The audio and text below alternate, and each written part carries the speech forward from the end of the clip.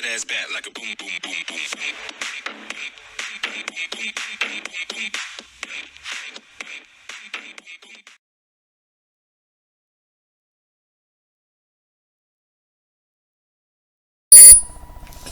Good evening, ladies and gentlemen, and you're very welcome to the latest edition of DriveThru Sports Weekly. Now, before I go an inch further, I must apologise because, as you have all probably very obviously caught by now, it's actually been a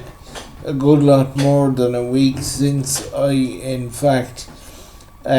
did record a piece, so I do apologise for that. There's been a lot of things going on, both regarding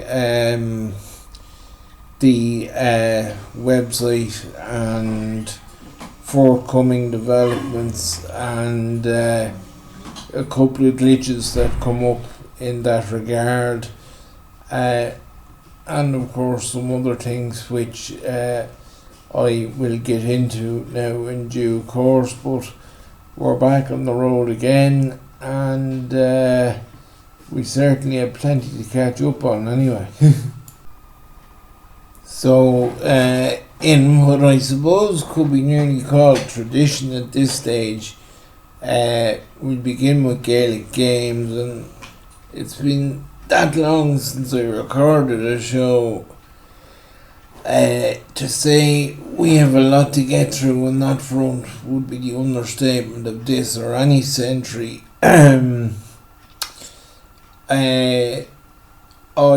Look, by now everyone knows what happened in the Leinster final. It wasn't something that anyone would have foreseen, and what I mean by that is that it would turn out to be quite as difficult an evening for me as it was, because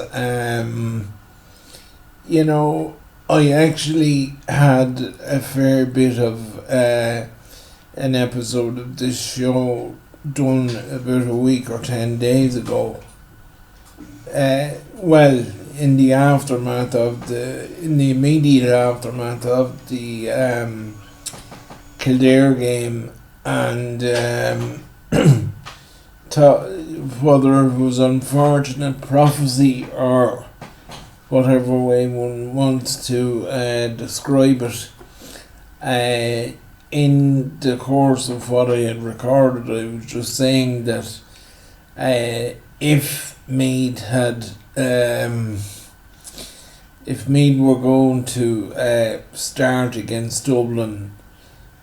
in a manner anyway similar to what they had performed like in the opening half against Kildare, that they would in fact be blown out of the water very, very quickly indeed, and it's turned out to be one of those rare occasions in life where one absolutely would prefer if one wasn't right, but unfortunately that is exactly what it turned out to be. When you look at it, right, so they went in against Kildare trailing by 10 points to 4. Now, in the original piece I had recorded, which, as you might have guessed by now, ended up actually getting the technological dustbin yesterday or the day before. But in that piece I had mentioned that as I said, if they started anyway as slowly or lethargically against Dublin as they had been against Kildare a day or two previous at the time, it was all too obvious what was going to happen. We'll get to what did actually happen in a minute, but at that time, my apologies, the basis for what was very, very cautious optimism with regard to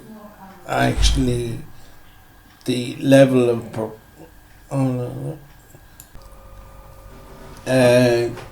any bit of cautious optimism that was swirling around in this head, at least, in the run up to the Dublin game, was in terms of actually putting on some level of performance with a little bit of credibility. Now, this may seem drastic or disrespectful or perhaps insulting maybe, but in no way would this corner ever intend to be anything of the sort to any of the Meath players or management or anyone involved with the team. But the fact of the matter is that any little bit of cautious optimism that was held regarding the game against Dublin was in terms of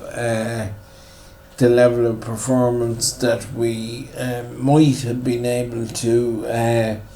produce on the night, and that at the time was solely based around the fact that going back to the Kildare game, when they did actually get going, they actually played some lovely nice combination football in the first half, but or in the second half rather, and went a little bit goal crazy, notching 5, having already put 7 on Wicklow in the game before that. But the point was again a major bout of being fearful regarding their start in the game in view of how this Meath team had sort of developed a habit of, shall we say, not being the fastest out of the starting stalls. Now,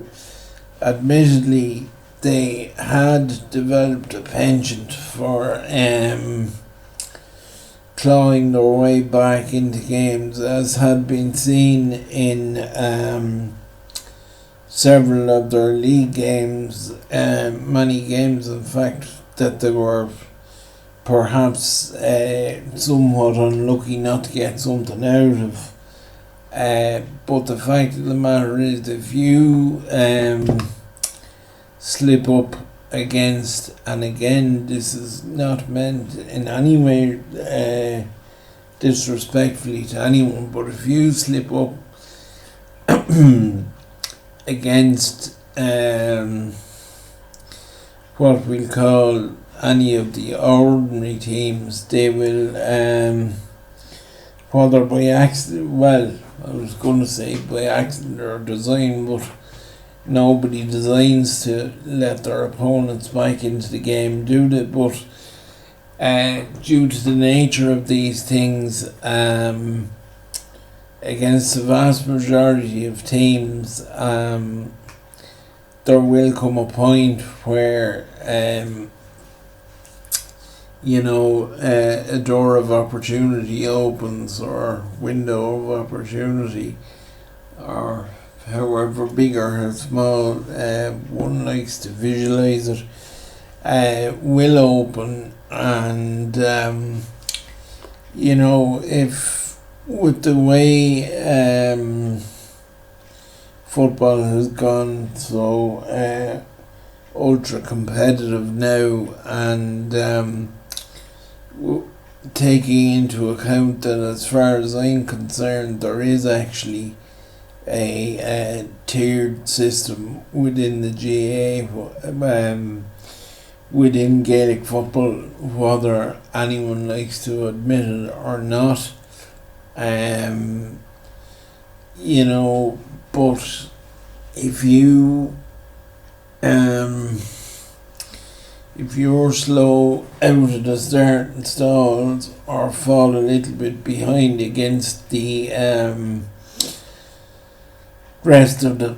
pack, there is a possibility one could work one's way back into it. But against Dublin, that simply does not exist.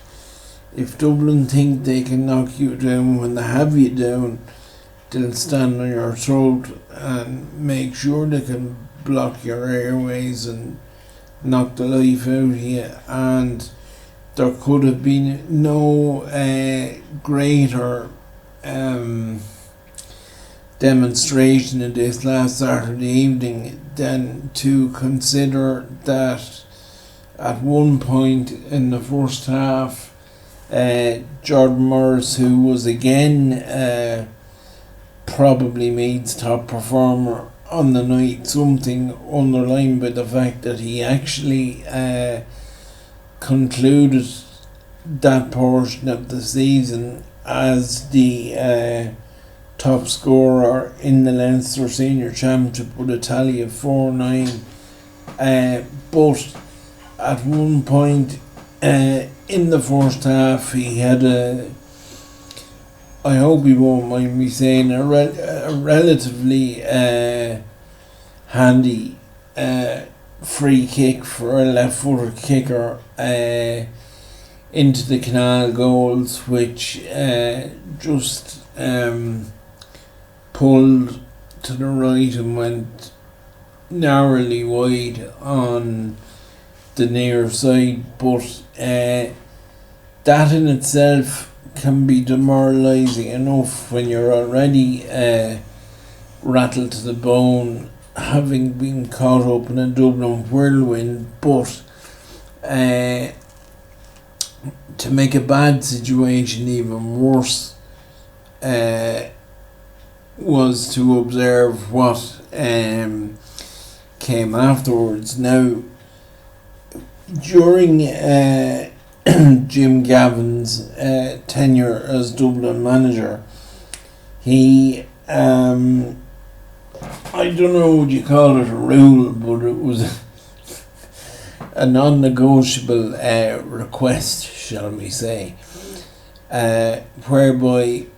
from a Stephen Cluxton kick-out or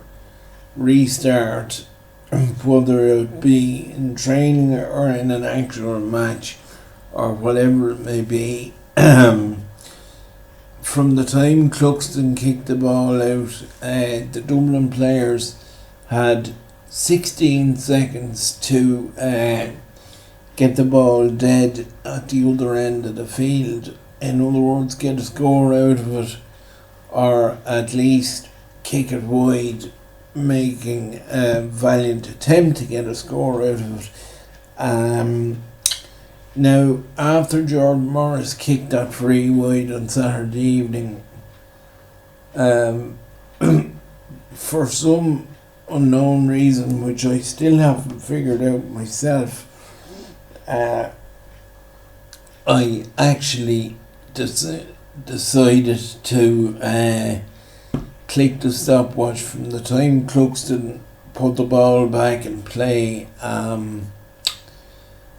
after Jordan had kicked that wide, and 13 and a half seconds later, Mark Brennan was picking the ball out of the Meath net at the other end of the field, with Dublin having transferred it from one side to the other quicker than Stephen Curry or Clay Thompson or any of these fellas in the NBA would get a ball from one end of a basketball court to the other. And it just sort of, for me, I think it just encapsulated where, now, that is no poor reflection on any of the Meath players, because I think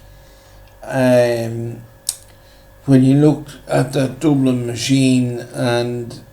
I call it a machine in the most complimentary sense of the word one can, when you look at it in full flow, and all the different sprockets and chains and moving parts of it operating in sync, when one sees what they are in fact capable of doing, it is no wonder that Meath, and not only Meath, but teams who would be held in considerably more highly vaunted status than our lads at the minute can't handle them either. And look, when you go into 12 to 2 points behind against any team at half time, it must be considered that the game is as good as gone. But when you go in that score behind against what surely must be indisputably acknowledged now as the greatest team ever to play the game, I mean, when you have a self-important, inflated even gas bag like Pat Boylan, acknowledging that they were at this stage better than the Kerry team he played on, that sort of tells you where you're at and what you're up against. But look, all of the pointing out Dublin's what should we say, Dublin's strengths, or their the awesome power which they currently hold over the entire sport, does not detract from or camouflage in any way the utter and debilitating disappointment of seeing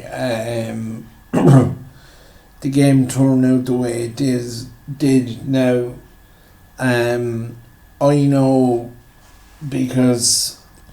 I'm in a very privileged, very honoured position to be fairly close to a lot of the players and those in and around the team and that, and I would know that nobody, and I mean nobody, would have felt the pain of that defeat last Saturday evening more than those involved in the situation, both the players and management and backroom team and all their families and the whole lot. But it was just very disheartening after the game on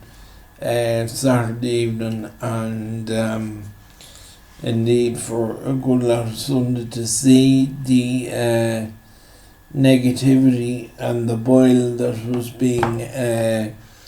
circulated regarding the Meath set up on and off the field, I suppose one would say, regarding what had happened on the pitch on Saturday night. As I wrote in the piece on Saturday night, Sunday morning, which I hope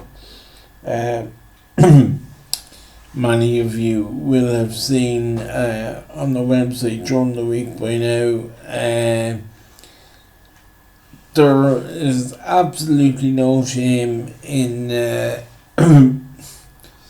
losing to the greatest team probably to ever, well, there's no probably at this stage, to ever play the game. Now, I would imagine, and this is only me looking from the outside in, but as I say, I'm in a very privileged position in that I can get a different view on things to a lot of people, but I would imagine, and certainly this is only for me sitting at home, wondering what I would feel like if I was a player on the wrong side of that last Saturday. I've absolutely no doubt that the worst. Well, first of all, as I say, that there would be nobody hurting more about the way that things turned out than the players and team management and backroom team and all connected to them. But I know if I was playing, from a personal perspective, the biggest kick in the backside for me would be, I hate using the word failure, but not performing up to the standards they're well capable of, and absolutely not doing themselves justice. Because, look, we know Dublin won the game by 21 points and won it very convincingly, and that some of the points Meath knocked over near the end, I suppose, would have to be acknowledged that they only arrived when Dublin had the gearbox knocked down to neutral at that stage. They weren't even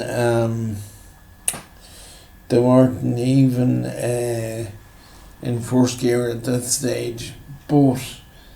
I would imagine that, you know, them players and those around them are far better than what they performed last Saturday. Are they as good as Dublin or the top teams that are out there? Whoever they might be that will face off against Dublin. Well, of course, we now know that the All-Ireland semi-final pairings have ended up being nothing like what any of us would have predicted. But anyway,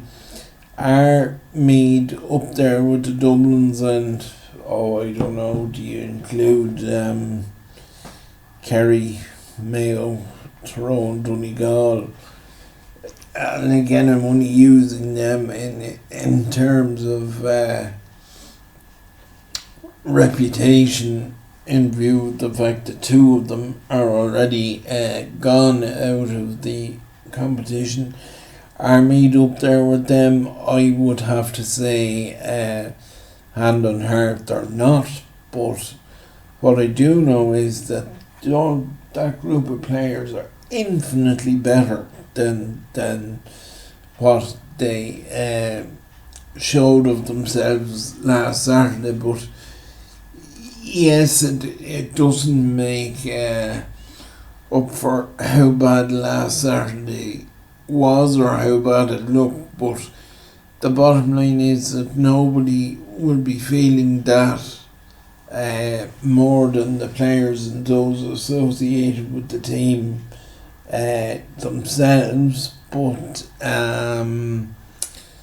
you know, I do not believe that an overly in-depth analysis of what went on last Saturday will achieve very much going forward in the long run. I think, and again, I will make no apologies for saying, yes, I am a little bit biased here. In this instance, because of who's in the Meath dugout, but regardless if it was Andy or Mick Jagger of the Rolling Stones or whatever lunacy, ludicrous sort of candidate one wants to think of, I think to throw all eggs into one basket of judgment on the strength of a mauling by this Dublin team, when one already knows that several teams have got similar over the years and plenty more would be rushing to judgment and foolhardy and whatnot.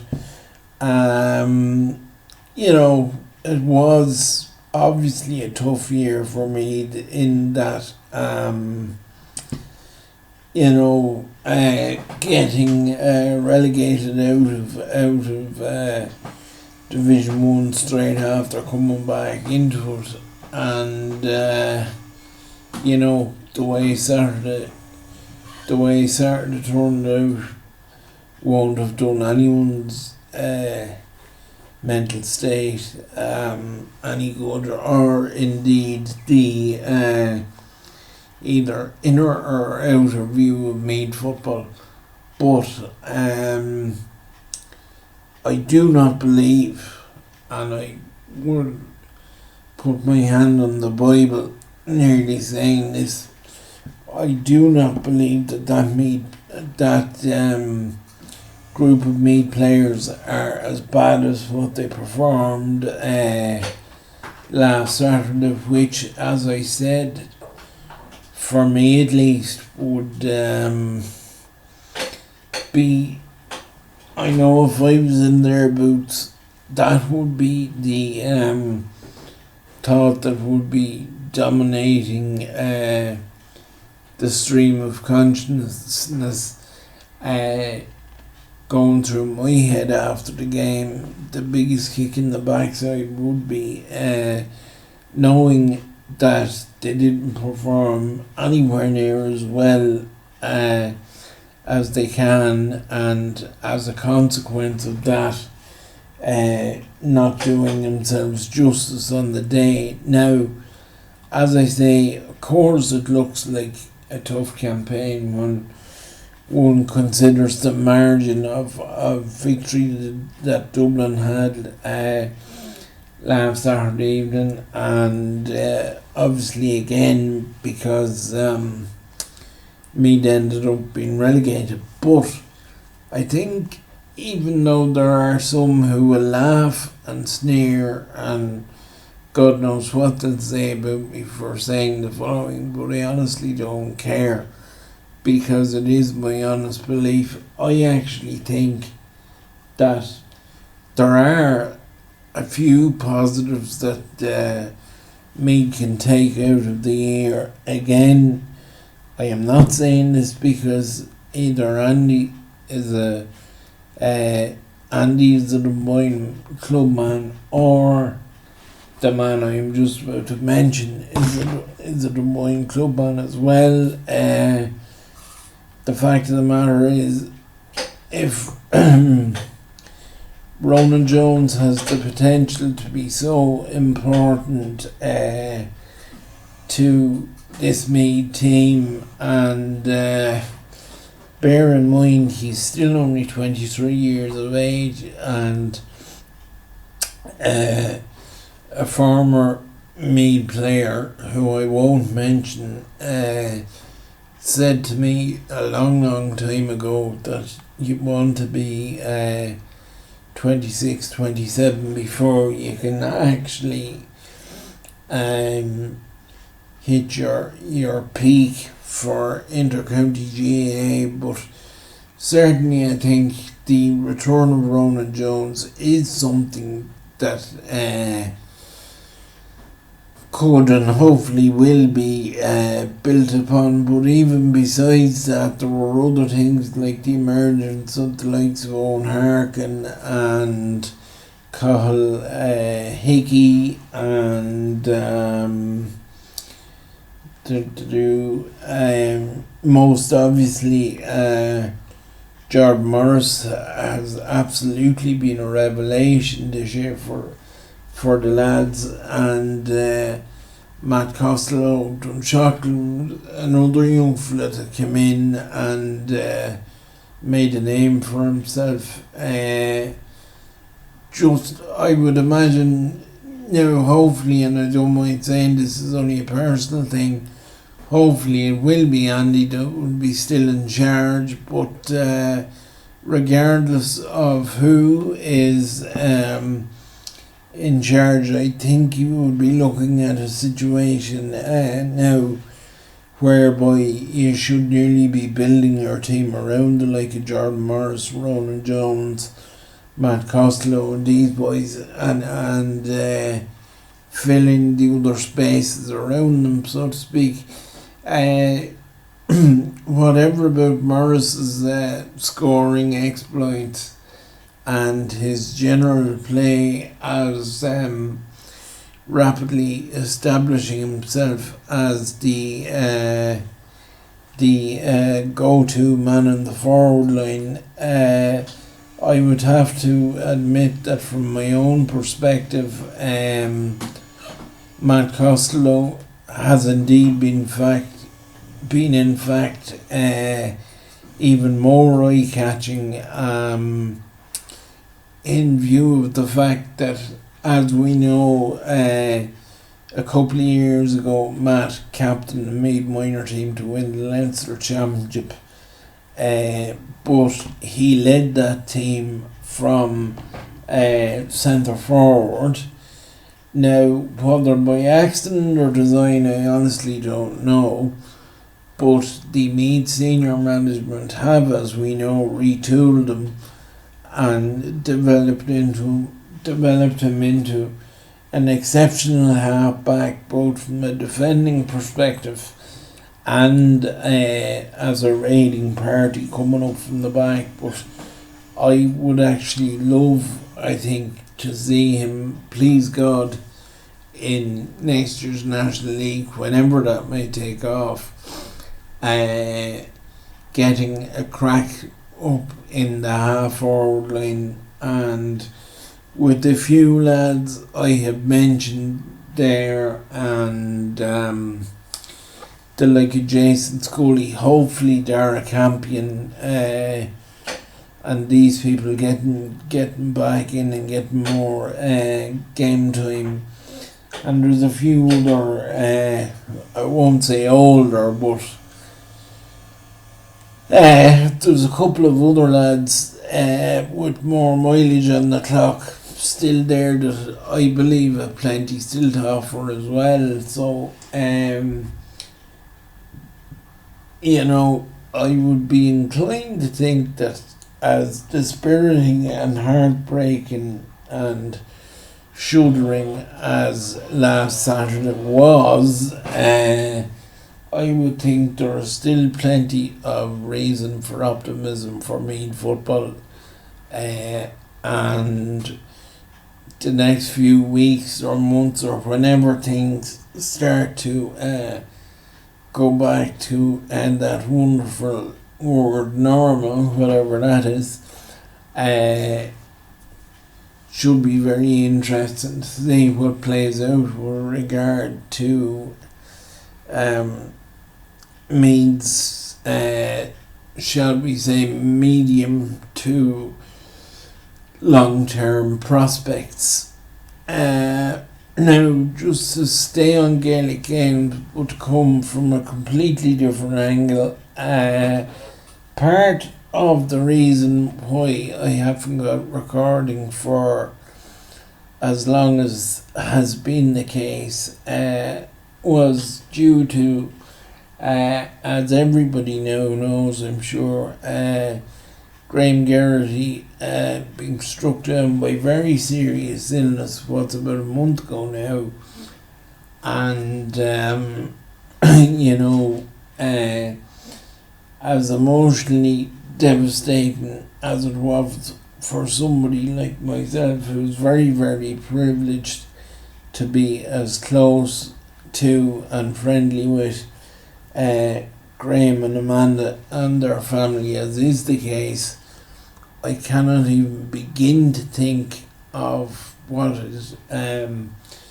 was like for them to see a supremely fit man who absolutely looked after himself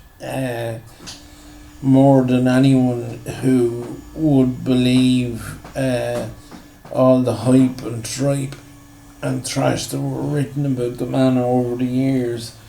would ever believe. Only he wasn't as good a nick as he was. The alternative outcome doesn't even bear beginning to think about. But look, he had a very serious problem and a very serious medical procedure. He had a long journey of recovery in front of him. I spoke to Amanda this morning, Thursday, and I'm delighted to report that the news is he's getting a little bit stronger every day, and he still has a long way to go, but as Amanda said herself in her I think it was the first post she put out publicly after Graham took ill, that he had just come away from the face of the cliff, but at that point that he wasn't out of the woods by any means. But the fact that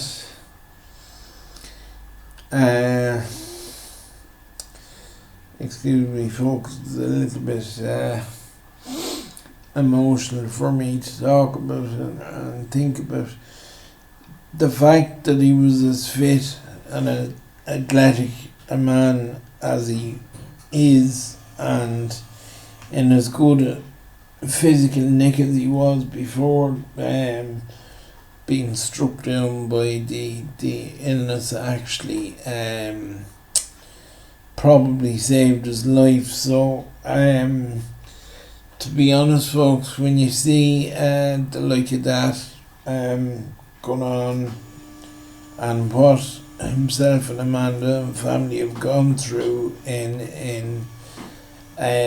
recent weeks, it puts losing a game of football fairly much into perspective. And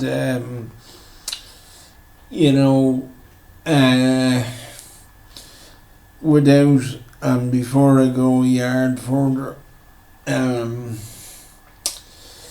without wanting to seem like I am in any way comparing one set of circumstances with the other, because I would never ever do that as long as my backside is facing the ground. But having what can we say, a loose sort of affinity with some of what struck Graham down just over a month ago, I would have a fair idea of what the road back is going to be like. But if there is anyone on this old round ball of world who can pull off such a job, it is him. I know in a situation like this, and I remember from the time my own mother got sick, boundaries are a boundaries are a big thing. I mean, I do try and keep in touch with Amanda as best as can be managed. To show solidarity and understanding, and because I know what it's like to need a squad of people around you at times, but at the same time, I would never in a million years compare one case with another, because every single one of these instances are uniquely different, but I very much appreciate and treasure the closeness that I've been very fortunate over the years to build up with Graham and Amanda, and I know in my heart of hearts that he will beat this and he will be back out and about, and please God, back involved in football at some level sometime down the line. But if I had one wish for now, anyone that knows me for long enough will know that I was never the greatest fan of Christmas at any time. Yes, it's very much different now that I have Susie in my life and all that, but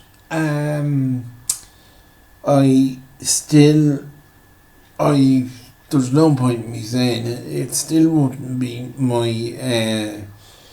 favourite time of the year, but if I had one wish for Christmas this year, it would be that,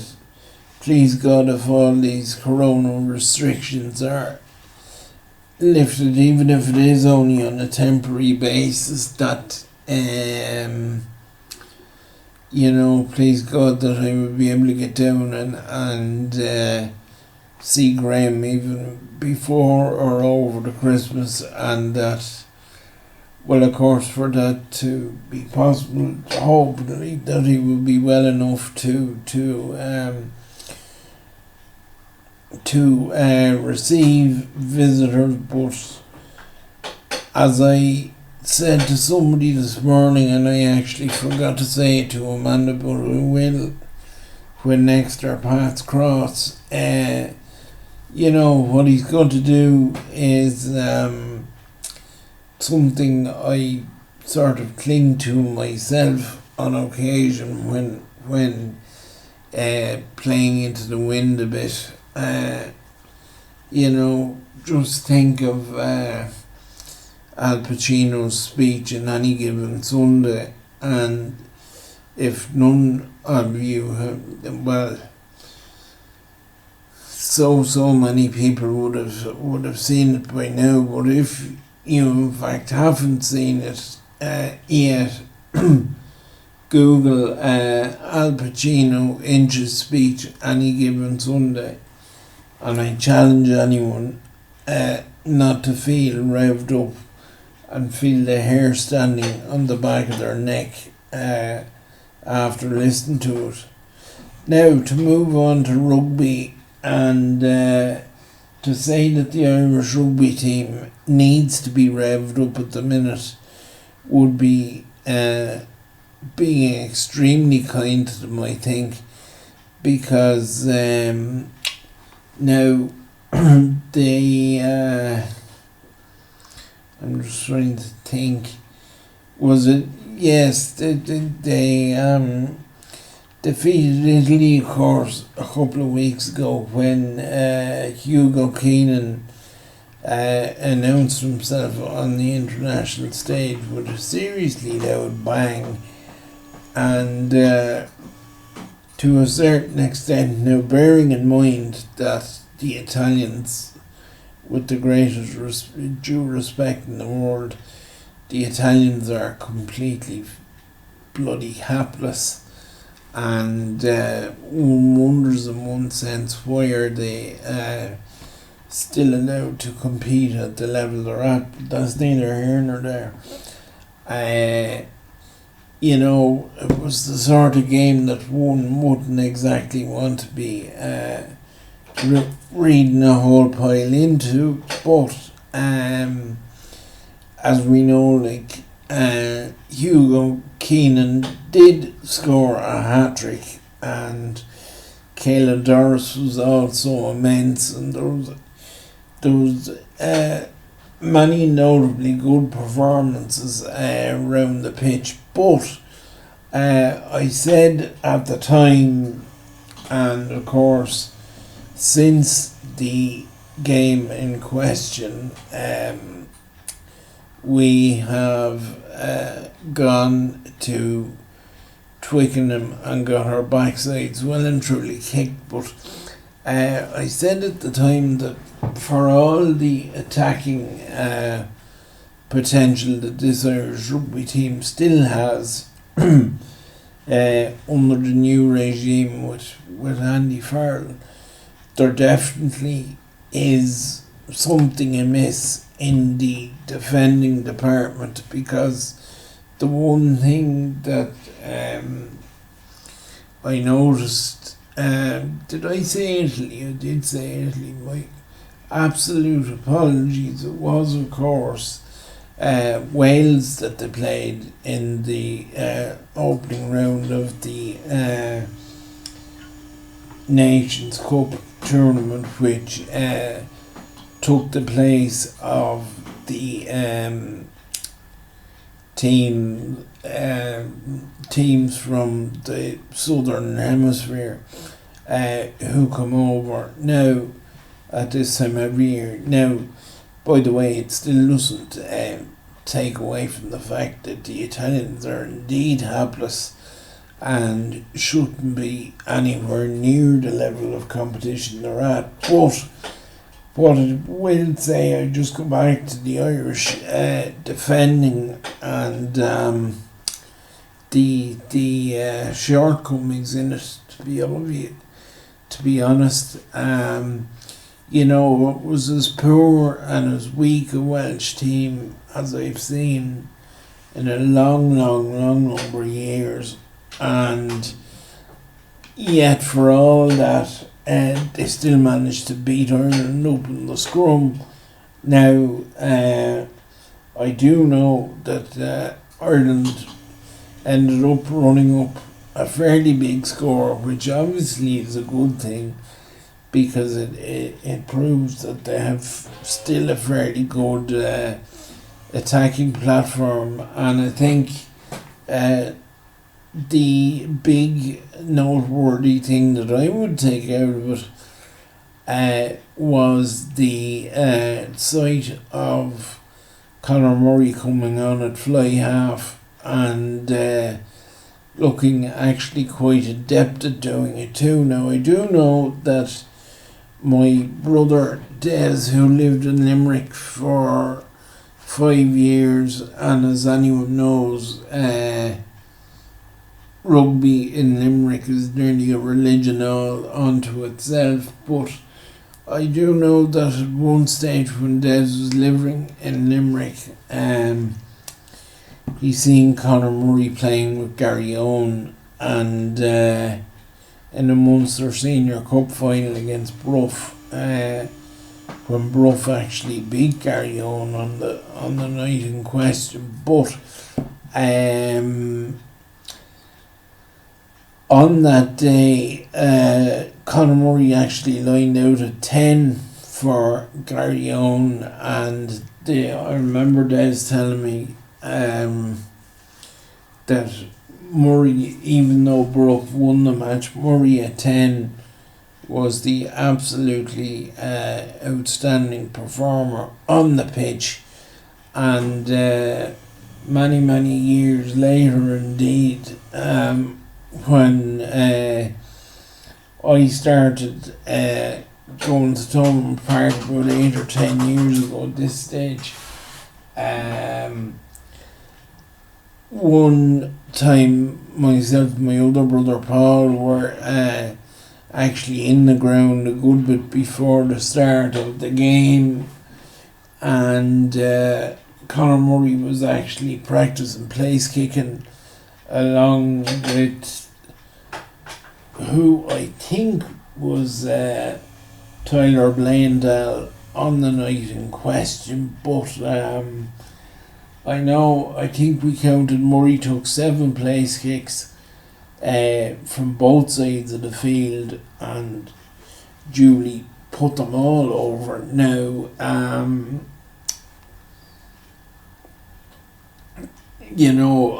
know it was different, like coming on against Wales that night in a nothing sort of a game when Ireland already had the game well won. But such was Murray's alacrity at 10. I think it is something that Andy Farrell and his cohorts definitely could be well worth having a look at, because if for one thing, Johnny Sexton can't go on forever. Secondly, even when he is there, if anything happens to him, we need surely to have an experienced head to go in at 10. Now, don't get me wrong, I think the world of Ross Byrne. I think Ross Byrne is already becoming an exceptional player, and I have no reason in the world whatever to doubt that such will continue to be the case. But I do believe Murray's skill set and adaptability is such that he should definitely be well worth a more serious, shall we say, go at 10, and that the other thing I would wrap up on the rugby for the time being would be that I don't know whether it's the actual scrum itself where the major malfunction lies, or whether it's something more deep-seated, but for Ireland to get back to anywhere even near the status they had attained under Joe Smith, and my honest personal opinion at the moment is that they can't. They neither have the personnel nor the nous to get back to the absolutely wonderful status they had achieved under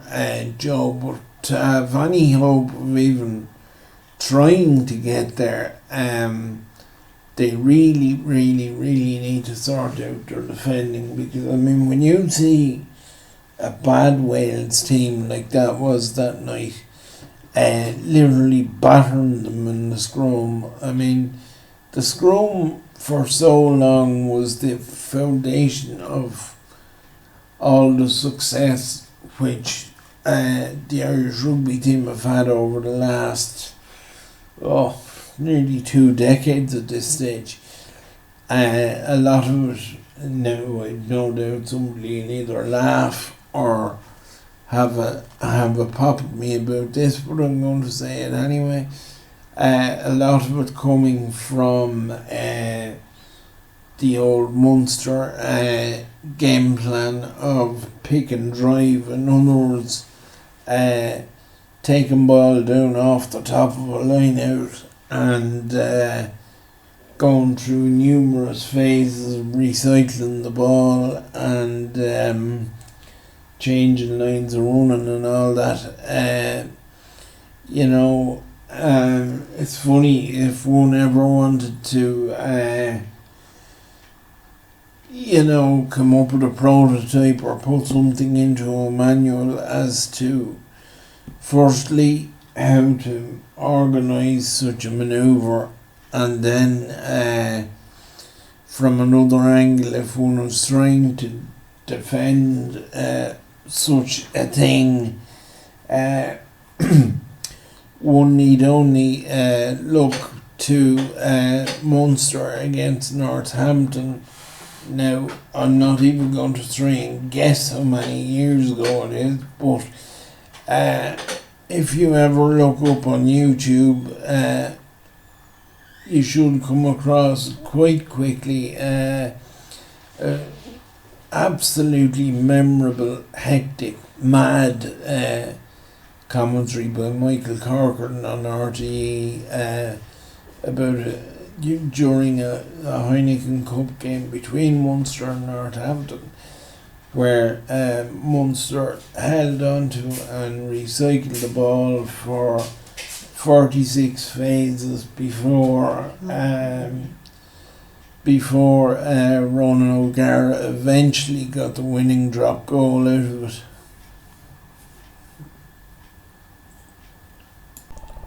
And I think until such times as we go back to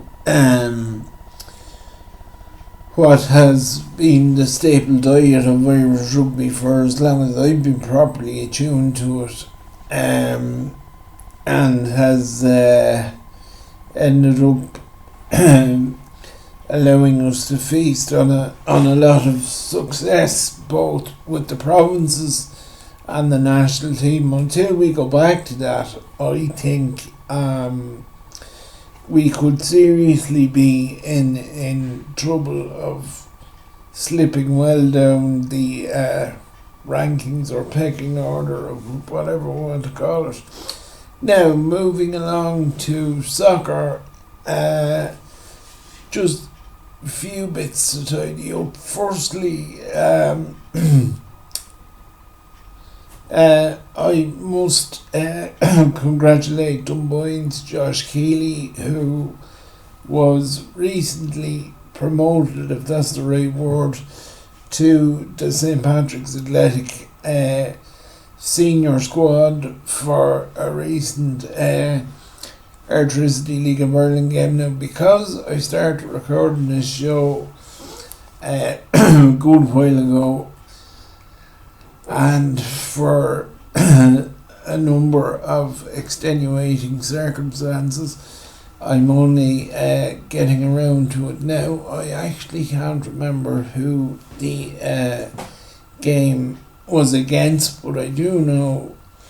it was a major achievement for the young man to be added to the Pats senior squad this early in his career. Now, I am not being blasé when I say this, that it would actually be no surprise to myself or anyone indeed who has seen Josh in action or heard of his deeds in his career so far. After all, he has been capped at underage level all the way up, and hope and indeed expectation would be that if he were to actually get a run in the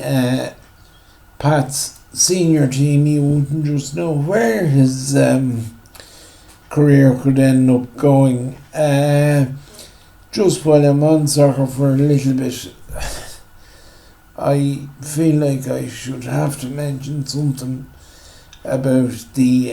national team, and to be quite frank, notwithstanding the fact that Darragh Lenihan is back in and around the squad, which is great to see, I think unfortunately the Stephen Kenny era is turning out to be disaster that I and plenty of others felt there was a possibility of it being from the time he took over. I mean, nobody can detract from what he achieved in the League of Ireland with Dundalk in particular. He has basically transformed that club and put them on another plateau altogether. But at the end of the day, it was a completely different kettle of fish going into senior international management. Now, I will say that he had been quite successful with the Irish under-21 team for a number of years, but it's still a major jump forward. And as much as I wouldn't be a fan of Mick McCarthy by any means, you know, I don't know what the perceived wisdom in replacing him with Stephen Kenny was, because it's absolutely certainly has backfired to a spectacular degree. So it'll be just very... No, I don't wish any ill on the man, and Jesus, I would love to see him turn it around and for Ireland to play football at a decent level internationally again. But it'll be just very interesting to see how much patience he is afforded in comparison to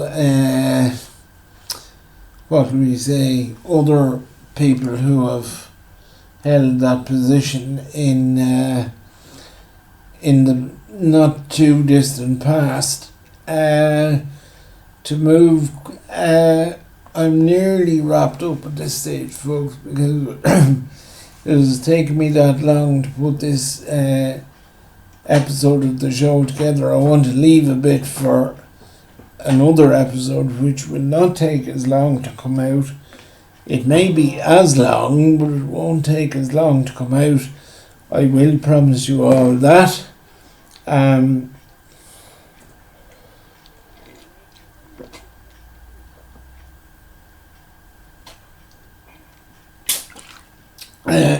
Sorry about that now. Just to move quickly on to darts, and just to say that you really know that the winter is absolutely well and truly in when you see plenty of darts action starting to appear on the television. Firstly,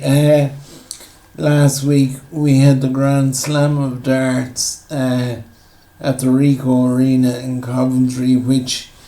was absolutely brilliant entertainment and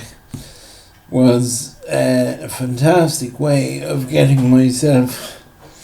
through a whole week of wintry nights.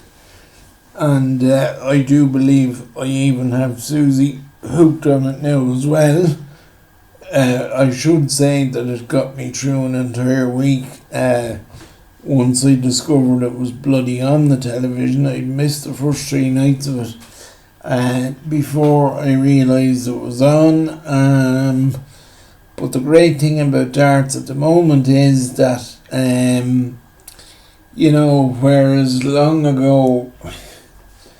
and I'm talking about when the sport was on, but I wouldn't have known the first thing about it or had a blind bit of interest in finding out about it either. But at that time it seemed to be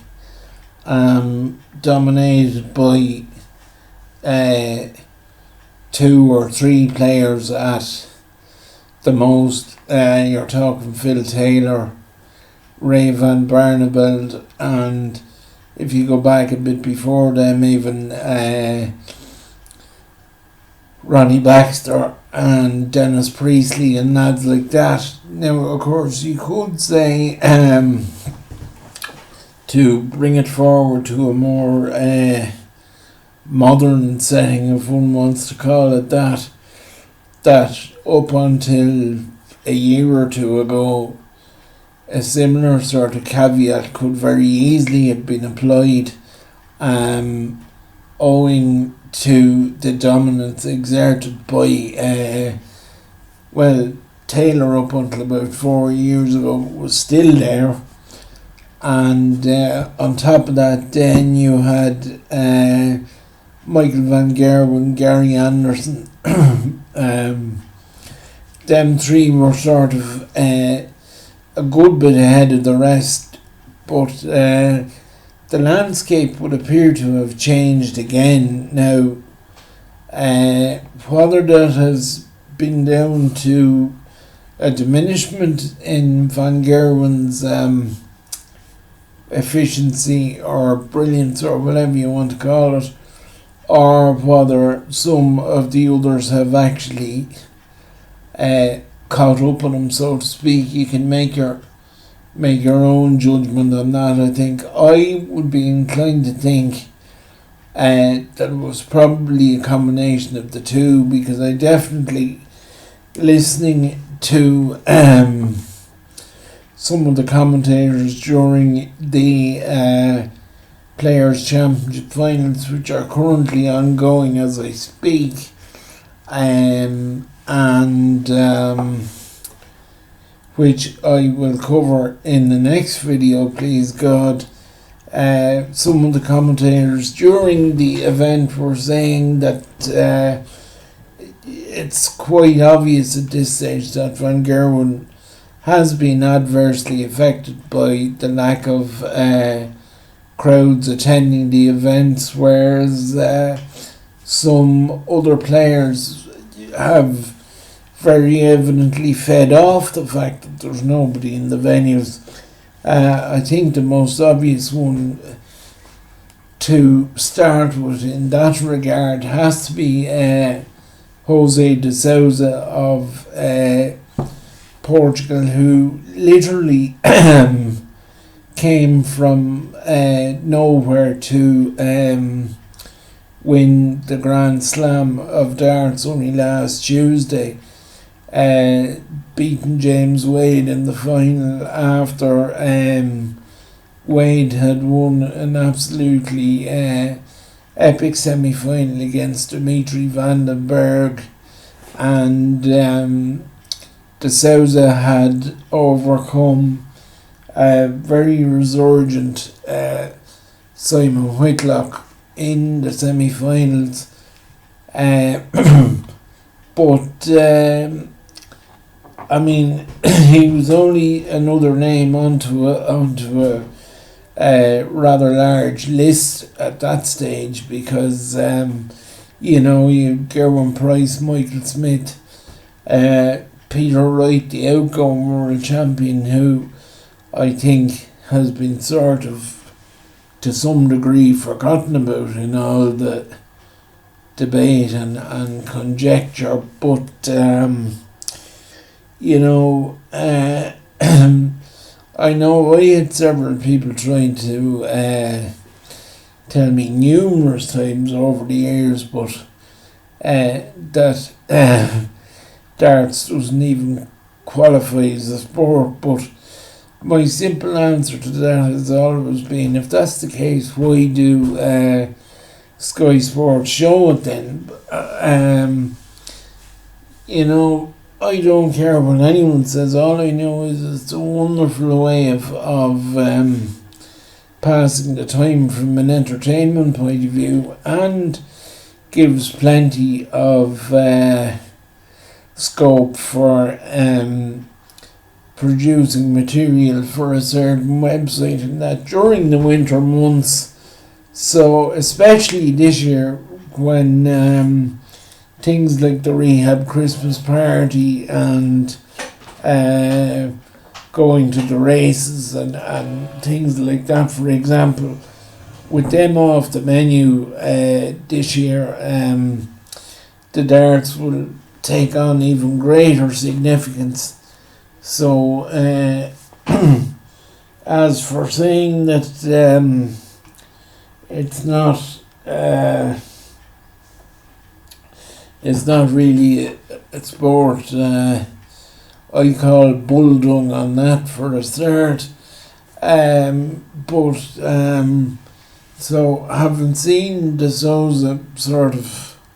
emerge during the week, if that's the best way of putting it, it'll be just interesting to see now, because there's no doubt that Van Gerwen has looked rattled since the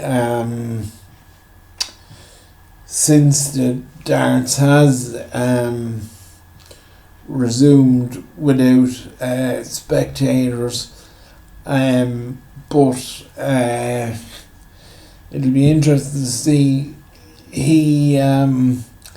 He was dispatched out of the Grand Slam actually early enough by Whitlock, I think it was, who now seems to have a little bit of an Indian sign on him. But it's all building towards the big one, the World Championship, which starts on the 15th of December, which, terrifying as this might seem, is only 2 weeks away. So in my next episode of the show, which hopefully will get out during the week, I will be talking a little bit about whoever wins this Players' Championship over the coming, actually as I'm recording this is Saturday night, over tonight and tomorrow night, and looking forward to the World Championships in the Alexandra Palace, where I believe they are talking about allowing spectators back in, so that would be very welcome and long overdue as well. I will actually be talking about that extensively in the next issue. I don't like calling them issues because it's a program rather than a magazine. In the next edition I will be talking about that a little bit more extensively. But to finish up for this week, and with great regret, I finished on a very sombre, heartbreaking note this week concerning the local athletic scene, namely the passing of David Cunningham. Now David and indeed the Cunningham family have been involved with athletics in Dunboyne for decades. It probably doesn't stop at decades. It's probably generations more than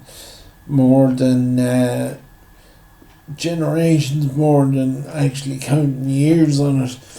But certainly for as long as I've been knocking around, and there has always been a good overlap between, say, the athletic club and the GAA club, due to the fact that they are based in very close proximity to each other. And over the years, from the loose bit of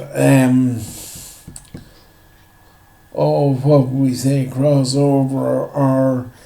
interaction I would have had with the athletic club over the years, it was very plain and obvious to see that David was one of the linchpins of their organisation, and in more recent times I would have to say that David and I had actually become quite good friends. Well, I always would have known him anyway, but in more recent times he and I had actually become quite close due to our mutual involvement, albeit very loosely on my behalf, in the local men's shed, and I must say I was absolutely shocked and very, very upset to hear of his passing in the middle of last week. And I would just like to extend my personal sympathies to his wife Betty and his son Richard, and all extended family, as well as the members and supporters of Dunboyne Athletic Club and my fellow members of Dunboyne Men's Shed.